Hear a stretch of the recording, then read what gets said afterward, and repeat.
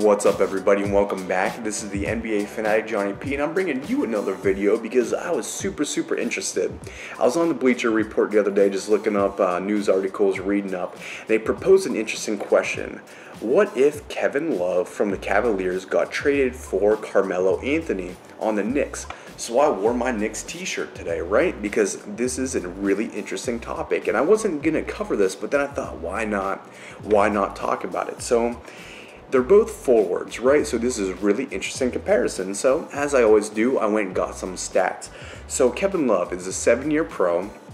He's listed at 6'10", 243 pounds. Okay, so he averages 18.7 points per game, which is respectable. 2.4 assists per game. 11.8 rebounds per game. That is real good, a real high number. He shoots 44.8% from the field, and his three-point percentage is at 36.3, which is pretty decent. Now, Melo is a 12-year vet. He came into the league with Wade and LeBron, that same draft class in 2003.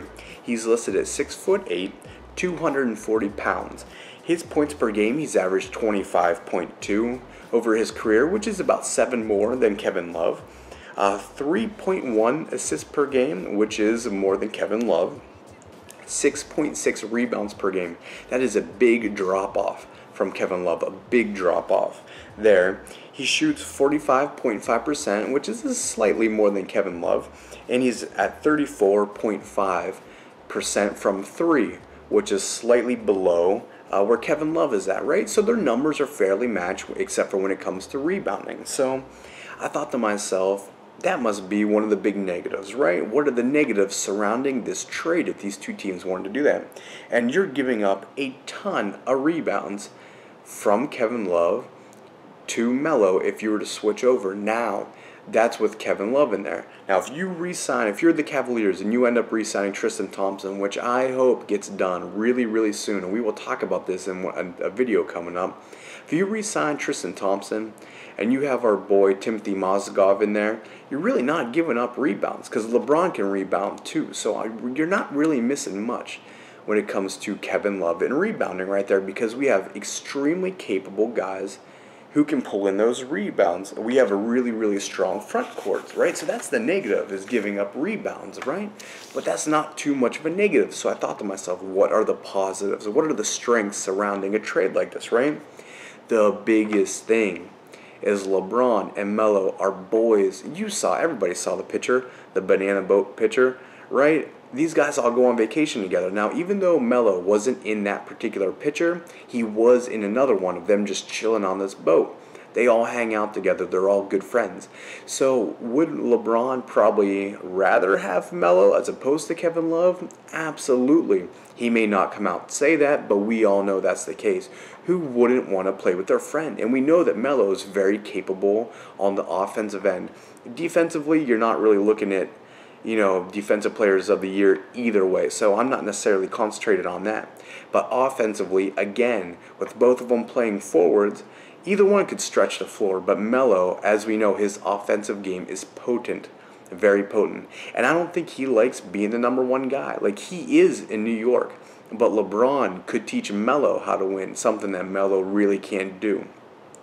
So I really think that having Melo in the rotation would give LeBron trust, something that he may have been lacking this last season. So let's think about this. If this trade was to happen, okay, here's your starting 5 if you're a Cleveland Cavalier, right? Your starting 5. At point guard, my man Kyrie Irving out of Duke. Love it, you got to start that man. Top 5 point guard right there, right? Shooting guard, I put in Iman Shumpert. I love Shumpert. He played really well last season. We just locked him in for a few years.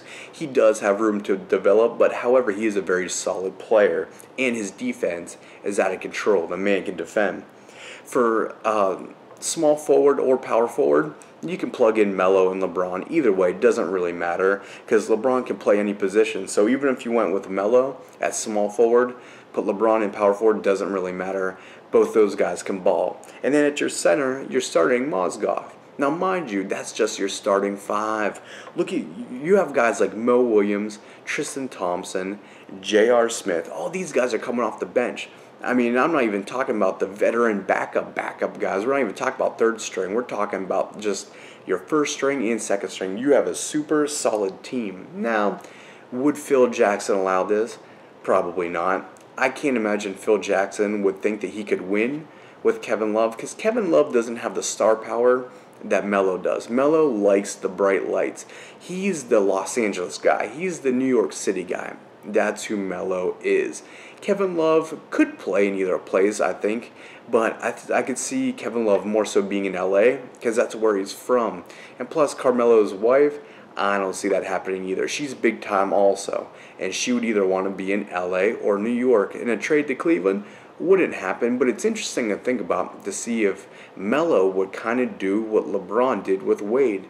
Would he join forces? Could he join forces to see if he can pick up that elusive win? Heck, I'd even like to see Melo make it deep into the playoffs with Cleveland. But like I said, I'm not the biggest Melo fan, but it's interesting to talk about. So leave your comments in the section below. Do you think this trade could ever happen? Would it happen? Would it make sense? Would they even allow it to happen? Let me know what you think. Hit that like button. Subscribe if you're new. Welcome to the channel. We'll catch you next video. Bye-bye.